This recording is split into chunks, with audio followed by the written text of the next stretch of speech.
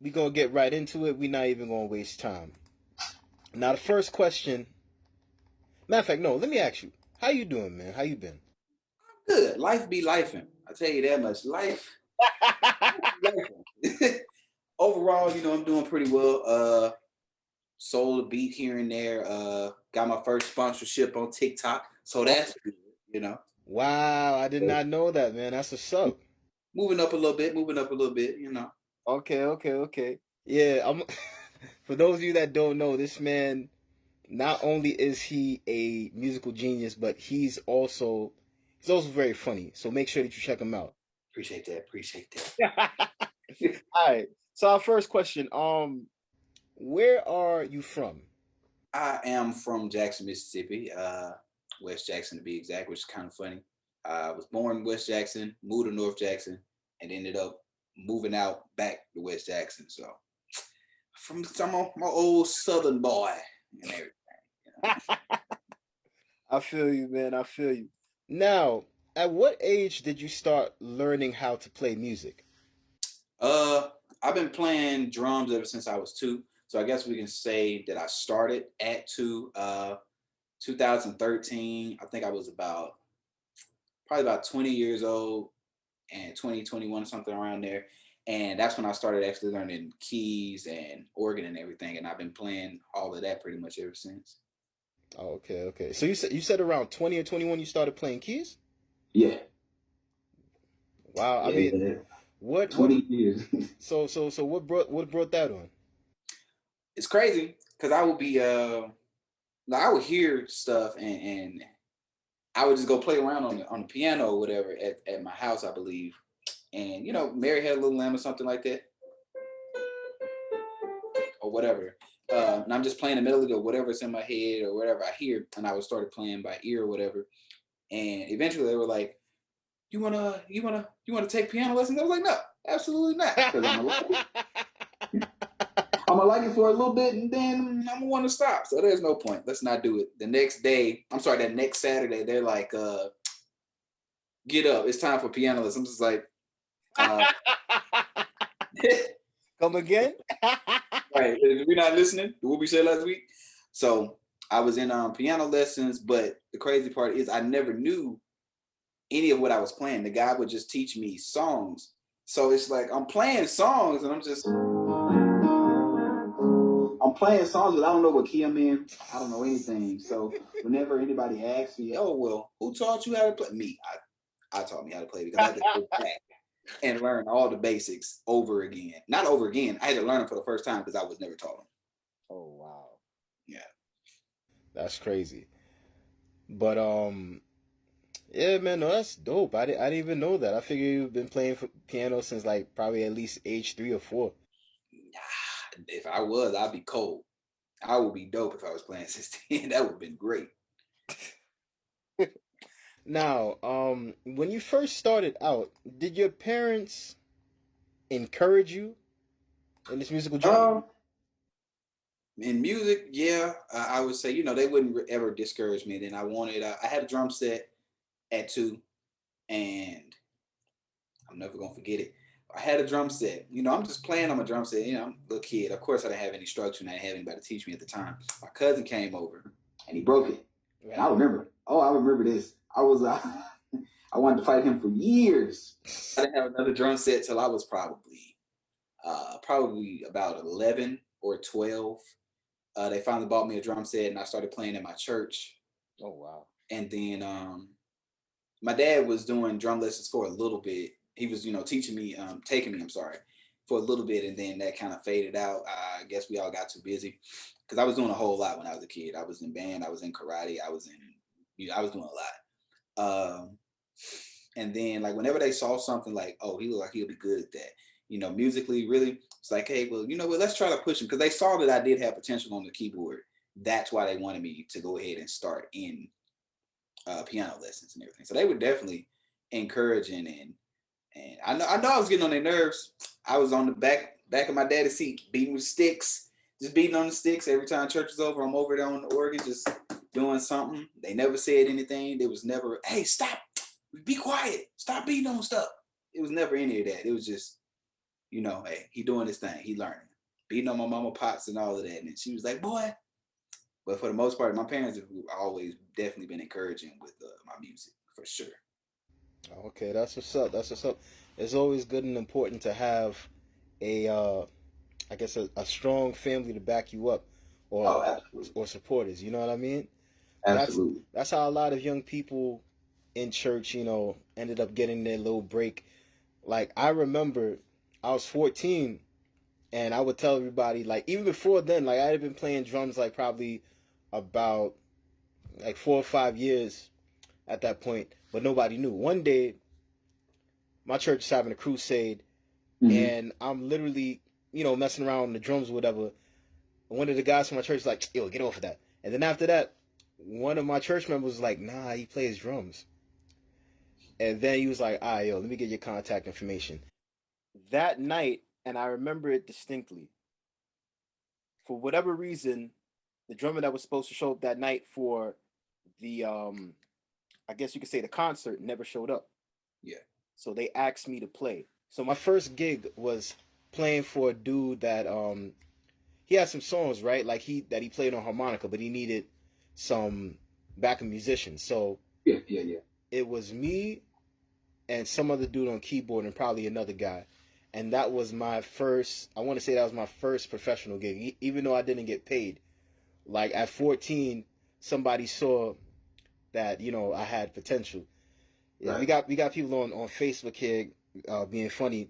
My boy asked him if he can play some Ray Charles. Hey, listen. I don't go live playing anything on purpose because not request. Nah, we gonna play what I know. That's what that's what we doing today. Exactly, man. All right, so now, who were your musical influences growing up?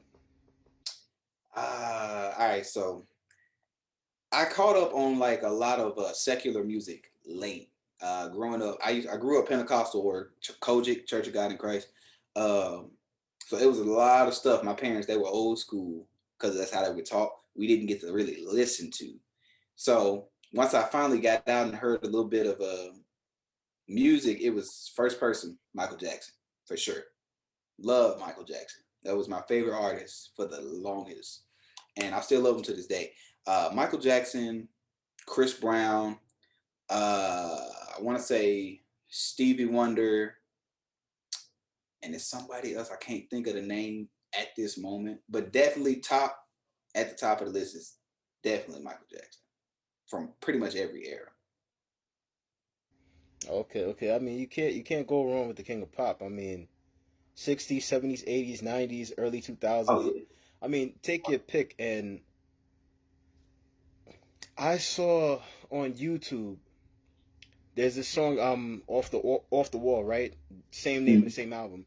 And the way that, I don't know if you remember that song, but in the beginning it's like ooh, ooh, and he put all these harmonies together, and I'm thinking it's a bunch of background singers or some instrument that's playing, and it's all Michael. Like now that he's been gone, like you notice a lot of people are putting out some unreleased stuff. They're putting out musical stems. Yeah. So when I hear somebody break down off the wall, I'm like, yo, or to break down how he did the harmonies for Thriller. Oh yeah, I listened to Rock with You. I actually came across it on TikTok. Somebody had the harmony stems, just straight vocals, and it was just like they were going through each one of his harmonies, and I was just like, he had harmonies in there that didn't even fit the song. That when you put them together, it was just like, wow, okay, that's crazy, and it just fit perfectly. I'm just like, that's wild. That's wild. The man, it was good. It was good. Yeah, and a lot of people when you look at Mike, everybody's like, yo, he can't play an instrument. But what he used to do was he would take a tape recorder or he would go into the studio and he line by line he would play a part. He would do the drums, he would do the piano, he would do the bass line. When you look at how he constructed Billie Jean, all he had to do was go and grab The the actual instrument. musicians. So everything that he did he did on his own with a little bit of help from musicians to kind of like, all right, this is the direction that the song is going to go in. This is how this harmony would sound if I tweak it here or there, So, and I remember, I think he was being questioned for some song, right? I'm not sure if it was Who Is It or some other joint, but basically he was sitting in I think it was a deposition, 1993, and basically some lady had said that she wrote this particular song. Mike was like, okay, this is how I break everything down. He started doing the beatbox and all these different things, and you saw how he put it together.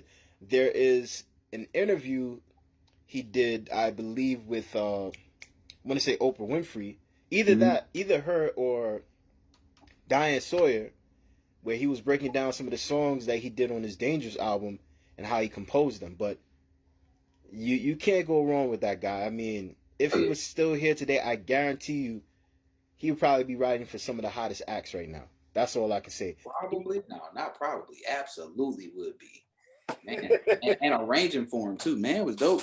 Exactly. Man was dope. It was unbelievable. Now, what obstacles did you face as a young musician? I would say probably lack of resources. Genuinely, it was really lack of resources because again, like I said, when I was 2, I had a drum set and that was broken, and like I didn't get another one for like 10 years. So only thing I had was broken sticks that I got from like drummers that was like, oh well, yeah, you had it, they broke, and just beating on stuff and trying to hop on the set after church and not really having structure as a child as far as music as a young musician. So if I had somebody teaching me and showing me, hey, this is this is a double stroke, this is that and that, and hopping on the keys and like from an early age, if I actually had that, I feel like I would have been a lot further along than where I am now. And so it was really mostly lack of resources, and I don't blame my parents for anything. They had 4 kids, so uh, yeah, everybody ain't got the money like that. They did what they could when they could. But I feel like if I actually had a drum set consistently, I would be able to practice more. Um, I would be able to, I would have been able to elevate. But I feel like really it was lack of resources and then not having that structure as a young musician. So it was everything I was kind of learning on my own. Learning what a double stroke roll was, learning what this is, learning how to play this, learning how to stay in the pocket, learning what a pocket was. I was kind of learning everything as I went along. Right. And I think more or less most of us had that experience. Like I didn't really have a music teacher per se when I first started out. Yeah. My dad, he gave me some of the rudiments to follow, and I remember in the beginning, like when I first got the set, we didn't really have the cymbals. We just had the tom toms and the snare and the floor tom. And little by little, in a few months, we got the I guess the hi hats and the cymbals. But the most important thing that he taught me was, matter of fact, no, we did have the hi hat. The most important thing he taught me was to stay in the pocket. Yeah. And so I was just, it took me so long to get it in there, you know what I mean? Because I'm like, yo, what is this? And I remember when I first got my drum set, me and my brother, we were learning together at the same time. And basically, you know, like he would hear my dad play and then he would be able to mimic it and all that. But one day I'm downstairs in the basement and I'm playing, and I'll never forget this, right? I'm playing and I'm in the pocket, right? Right. So my brother opens the door. He doesn't even go downstairs. He's like, Dad? So you don't hear no answer. So the only other person it could be is me. So after that I have to say that Okay. Okay, I hear you down there, young buck. I hear you. he kinda bowed out gracefully. But as I got older, I learned so much. Like this. Like I'll be honest with you, like I can't really do a single stroke roll, but as far as it is with like doing rolls on the drums or just doing like I don't know how to put it. Like I could go and do like do do do do do do. I can do that stuff, because I've learned over the years. Okay, this is how I can incorporate things while I'm playing snare. I can go back and forth and be in between and all that. So I've Right. learned there is a way to do it. You don't have to make things complicated. It can be simple, but whatever it is that you're playing, you have to. I would say you shouldn't think about it too much because it's something that should just come naturally. If you're thinking about it too hard, it's not going to come out right. There's Oh times yeah. when I'm playing and I might miss the symbol because I tried to do a complicated roll. You know, just Right. keep it simple because sometimes you might be feeling yourself. And in the interview I had last week with a friend of mine, he was playing piano at church and all that, and then some other pianist came in and the dude just took over everything, and the guy was like, "Yo, you go ahead, man. You get back on." He's like, "Nah, I'm good. I'm good. I'm all right. I'm all right." Like, I'm cool. You got it. Yeah, because like pianists will get humbled in a minute. Like he said, he was really feeling himself, and then he was like, "Okay, all right. I know when I'm defeated." And well, going back to what you said about if you're thinking about it too much, that's where you start messing up. My brother played for my church, so I'm like, bro, just chop sometime. He was like, man, I don't be want to mess up, mess up. It's fine. That's how you learn. And he was like, he'll try to do something. Oh man, it's like you're thinking about it too much. And he's good. Like he's really good, and he's a good pocket player too. It's just like don't think about it so much. Just feel the music. Just go with it. So yeah, I agree with you on it. If you're thinking about it too much, it ain't gonna. It's just not gonna. It ain't gonna flow right.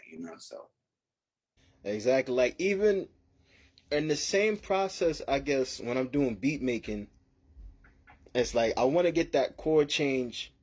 I want to be able to do those chords perfect. I want to be able to chop the drums this way and stuff. Sometimes it doesn't end up that way. I might be downstairs for like an hour and change, and I'm like, yeah, this is not coming together. Let me come back to the studio another time. right, yeah, those overnight refreshes or resets, yeah, they definitely help because it's been them times where I'm trying to make something, I'm just like, that don't sound right. I don't like that. Take a break, go to sleep, wake up the next day refreshed, and it's like, okay, I hear what I was trying to do, and now I can execute it. So I got you on that one too. I feel you. Exactly. And now that we're talking about music, what made you want to get into rap music, if you don't mind me asking? Well, I actually have a book. I ain't gonna say a full book. I have a book of poetry because I was already writing poetry, and what I feel about pretty much any music, R&B, rap, or whatever, hip hop, whatever you're doing, especially hip hop, generally, I feel like hip hop is just poetry with music, with instrumentation behind it. And so I was already writing poems and stuff, and I was like, oh, okay, this flows well. I like this. And it was just like, I can rap. I could do that too. And I just kind of like the way flowing, like I like the way it flows when I say certain things, or I like that, or this sounds good. And I was like, one day I'm gonna write my own rap. And I had this little app on my iPod Touch back in like high school, and it had the T-Pain app. I don't know if anybody even remember that. The T-Pain app, and it had different beats on there that you could sing to, you could rap to it, and all you needed was a mic, some type of mic and earphones. So I started writing stuff, and I was like, this is nice. So that's pretty much I just from poetry to just putting music with the poetry, and I just enjoy like different rhymes, different similes, different metaphors that I can come up with, and all of that. It's enjoyable. Yeah. Okay, okay. I mean, I think that's dope. Everybody ends up getting into music one way or another. They might hear a friend rap, or it's like, oh well, this is the cool thing to do. I'll tell you how I got started. Really, I wouldn't say that I intended to be a rapper, but like back around eighth grade, I tried to freestyle. Couldn't really freestyle for nothing. And Yeah. then when I got to about 10th grade, I started writing little raps here or there, but I would write them in my head and I would memorize them so much to the point that I didn't need to look at a paper. And those raps I've probably forgotten them by now. It's been so long. We talking 2006, you know what I'm saying? So that's Right. like long ago. But I remember 12th grade, I would try to rap so badly, and every rhyme, like I understand. That was the word that kept coming up, and it just wasn't gelling, wasn't sounding good. Yeah. But for some reason, when I got to college, and this was the eye opener for me, my friend was like, "Yo, come to the studio, man. Like, you say you do music, so come through. I got the mic and everything." And after that, I don't know what, something must have took place in me where there was a definite change, because immediately I started writing poetry, and the poetry turned into these words that I was able to just rap, and everything just came out the way it needed to. And I'm like, yo, I don't know, maybe I needed that push. Maybe it was the studio that really put me on, was like, yo, now you have the space to write. And you gotta imagine, I'm in school full time. You know what I mean? I wasn't really working. I was just doing school, and I'm in college. And I wouldn't say I had freedom, but there were some afternoons I get out of school and I would go to my boy's house. Like throughout the end of the first semester and the second semester, I was in there in the studio like nonstop. And then all of Right. a sudden, you know, dude would start dubbing me and the rest of my boys. His mom would be like, "Oh, he's not here." Meanwhile, homeboy is sleeping in his crib. You know what I mean? Yeah. But I understand. You know what I mean? But it got me to a point where I was like, "Yo," and back then I didn't know what bars was. I didn't differentiate choruses. Like I wrote choruses, but like my bars used to be like 52 bars long. You know what I'm saying? Hey, One the could, whole song is a verse. yeah, you know what I'm saying? So my joint was literally what you call it? Two verses in one, and I'm like, yo. But when I got to, I want to say my final year of college, I was writing a song one day, and my brother was like, yo, you don't know how to write 16 bars? I was like, no. So I watched the video one day, and remember back then they had Expert Village. Hmm. And Expert Village used to teach you everything, like, driving and all this other stuff. So I wrote 16 bars and I never turned back. And then just recently I've been doing ad libs. Like me and my boy, we do music together. He's a solo artist as well. He does his own thing aside from what we do. And he was like, yo, you gotta put in ad libs to add something to the song. Yeah. And then another thing that I learned, and my dad used to tell me this all the time, like, yo, you can't sound monotone like when you rap. You have to have some type of excitement. I'm like, yo, I do. But I listened to the old stuff and I was like, nah. And I took his advice and I ended up getting better, you know? Um Now, I know that as you play music at church, right? I Yeah. believe you're an MD, a musical director. Yeah. Now, what's the hardest part of being an MD? People's attitudes. Because I do it for both churches, and it's not. I'm not just over the musicians. I'm also over the choir and the praise team as well. And it's like dealing with everybody's attitudes. Everybody doesn't have an attitude, but at the same time, everybody got something going on sometimes. So it's just like getting everybody to do what they're supposed to do. Genuinely, that's like the most difficult thing to deal with. And excuses for certain people is like, well, I gotta do this. And I'm like, all right, I gotta do this too. I gotta go pick the music, I gotta learn the music, I gotta play music, and I gotta teach it. So the rehearsals, sometimes, or getting people to do the rehearsals and all of that, that'd be the most frustrating part until everybody do what they're supposed to do. But during service, for the most part, it kind of flows. We do what we got to do, and as long as everybody watching, we push through, and it be no problem for real. But the hardest part is dealing outside of the services. It's like dealing with people not doing what they're supposed to do, and then sometimes that does transfer into the actual services. That's definitely the hardest and most frustrating part. Yeah, cause I don't know if I heard you say something. I don't know if it was this week or the week before. You said something about people getting into the I guess the spirit and kind of just veering off and you know exactly what I'm talking about. Man, okay. Short version of that, basically, I was saying like, I feel like people try to use, oh well, I felt the Holy Spirit as an excuse to veer off and do what they want to do. Mm. And it's been several times where it's just like, okay, well, the Holy Spirit is going to give you focus, and at the same time, He's not going to take you one way, especially if you're not leading it. You Right. know, He's not going to take you personally one way and leave everybody else going a different way. Of course. Uh, and I posted a video, and I was like, y'all remember when I said something about God to, still give you focus even when you're feeling them while you're singing and playing?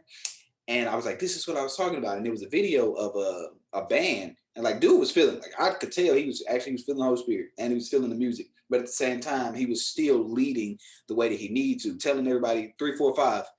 He was feeling it. He wanted to get off the keyboard, but at the same time he's still watching and he's still directing the way he needed to. I feel like God ain't gonna put nobody in any type of confusion, and that's my personal opinion, you know. But like we can watch, we can feel God and still watch and pay attention. That's all I'm saying. So Exactly. And I'm so glad that you mentioned that because sometimes you may do certain things in rehearsal, you practice with the crew, and you feel like okay, everybody has it tomorrow, they're gonna be on point. And then Yeah. tomorrow somebody's singing the wrong note or they singing too high. And it's like you really can't say nothing. You really want to be like, yo, what? That's not what we practice. You can't I say close my eyes. that. my facial expression, people will tell me, I didn't even realize it at first. Like people will tell me with my facial expression, I'm just like, Like really? like, and it's like it's hard to do it convey it in a nice way while you're playing because you're focusing on so many different things at one time. So it's just like, so it kind of comes across rude, but you don't really mean it that way. But yeah, I get what you're saying. It's like, yeah, we did this yesterday. What were you doing? So Exactly. I remember last week. Now I'm not the director or whatever, but me and the praise team we had rehearsal, and the person that was leading it, she did her thing, and everybody knew what they were singing. Then the day came, the next day, Saturday morning, and we're singing one of the songs, and everything's going well, and I noticed immediately, like, yo, it's in a higher register. I know that they cannot sing in this register. And Right. so what happens in the middle of the song is that it go for one key, and then they drop it when they realize, yo, See? we can't reach, we I just can't, thought that real quick. we can't reach it. And I'm This like, little song, you just realized this. yo, at least get the pianist a signal or something. So I was playing, and I'm just like, I'm like, and everybody in the congregation can probably see my face, even though I got my mask on. But I'm like, yo, what the world is going on? So it was frustrating. And afterwards, I was like, yo, we gonna have a meeting after church. we gonna talk about this. And so we ironed out some things, you know what I mean? But it's important to have these kind of conversations because it's like, yo, Yeah, even though you feel like, okay, this is just church, we have to make sure that we're on point and bring our best before God, absolutely. you know? That's why I tell everybody. This is what I tell whatever church I go play for, whoever called me to play for whatever. I tell them first of all, when people give you the music, I need you to sing it. Don't sing it like you're gonna sing it on Sunday, and sing it like you're gonna sing it on Sunday, and like let me know, is this too high? Is this too low? And another thing I tell everybody, hey, make sure that when you do this, learn all the parts because you never know who's gonna be there, who's gonna be out. So Exactly. Now, I'm not gonna lie to you. I had mad of the questions to ask you, but Yeah. Zoom just told me I have 10 minutes left. yeah, I'm looking at that. That's why I started. So, I see this. I mean, we can zoom through, and I'll just give the straight answers. I want to give you all your time and everything. all right. So, have you been criticized for your style of music? Absolutely, I make R&B and I play R&B. It's my favorite style of music. Of course, I do gospel, but my mom It's like, again, she's still kind of in that old school. You don't need to be playing. I was like, do you not realize so many gospel artists are R&B? J Moss, Smokey Norfolk sometimes, Commissioned. It's a bunch of them. So absolutely. Exactly. All right. So, where did you cultivate your style and sound? Everybody that I heard before. My take from certain R&B are definitely heavily influenced by gospel. People that I grew up listening to. There was a person who was playing for our church before I got there. People used to say, "Oh, you sound like him," and now nobody knows exactly who I sound like because I sound like myself. I just like I'm in my own style now. Okay, okay. Now, you know what? I'm gonna skip 9 because it's probably the same thing as one of the other questions. What advice would you give to young musicians that are just starting out? Practice, do it, do it, do it. Don't mess up. Not don't mess up. Do it. Mess up, practice, do it. Mess up, practice, and do it. And I would say taking out can't, take that completely out your vocabulary because I used to say, oh, well, that's too difficult. I can't play that. And I stopped saying that. And I started telling people, somebody asked me, well, can you learn this? Is this too tough? And I tell them, I could play anything with practice. Right. You can play anything with practice. So practice, do it, mess up, rinse, repeat. All right, all right. So, what are you currently teaching? I'm sorry. Are you currently teaching any musicians at the I moment? was until COVID really hit, and then kind of took a break. I'm probably getting ready to start up online keys lessons. I've had several people ask me about that. It's just not been something I've been super interested in because I'm usually like in person type, teaching.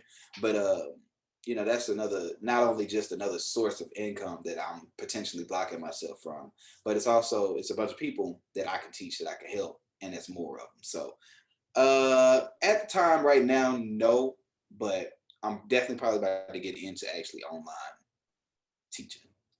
Okay, okay, that's not bad. It's not bad. Now, where do you draw your strength from? Sleep.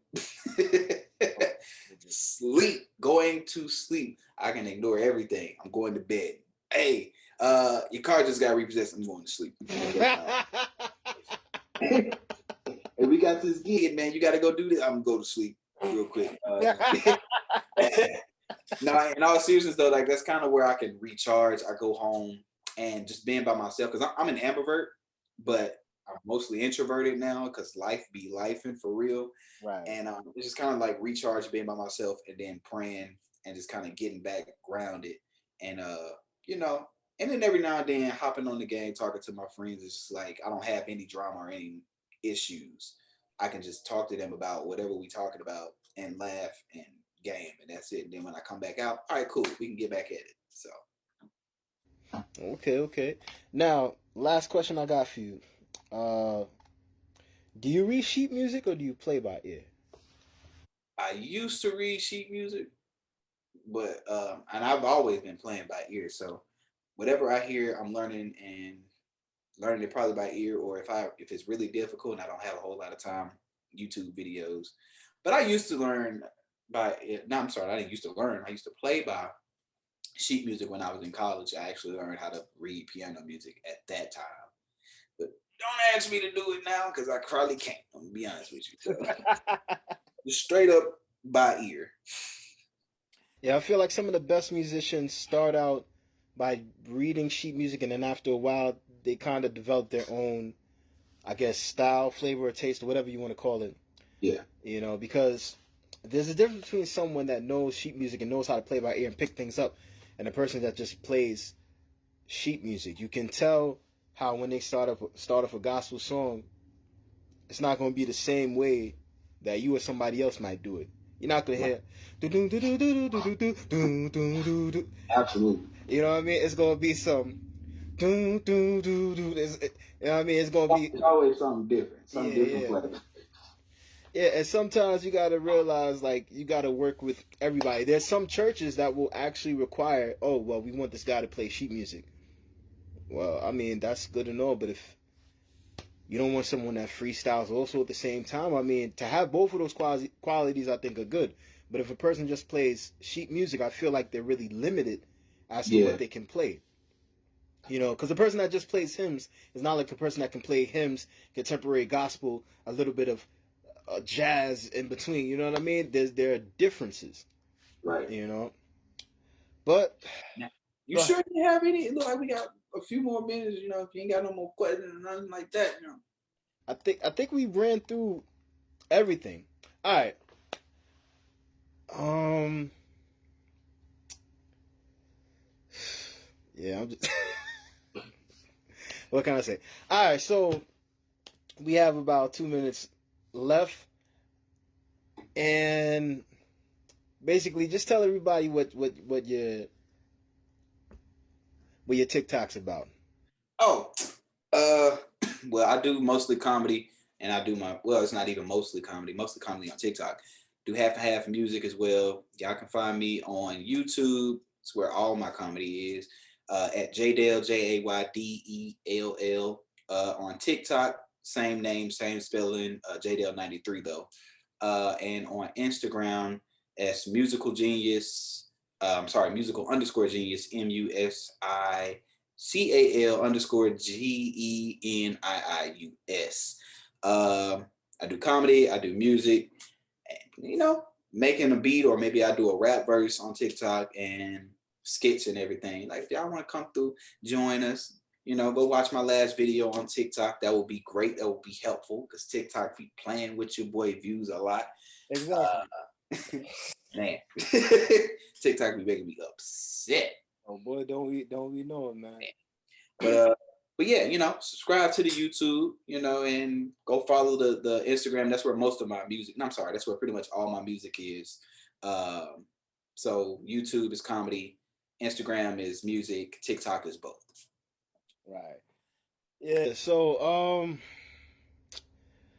yeah, ladies and gentlemen, this has been a wonderful experience with Jaydell, aka Jeremiah Brown, and um, make sure that you check out his music pages, check out his comedy, because he really has some eye-opening skits that really make you open up your eyes, especially the one where he talks about the mental health issues and the things that men have to go through in secret.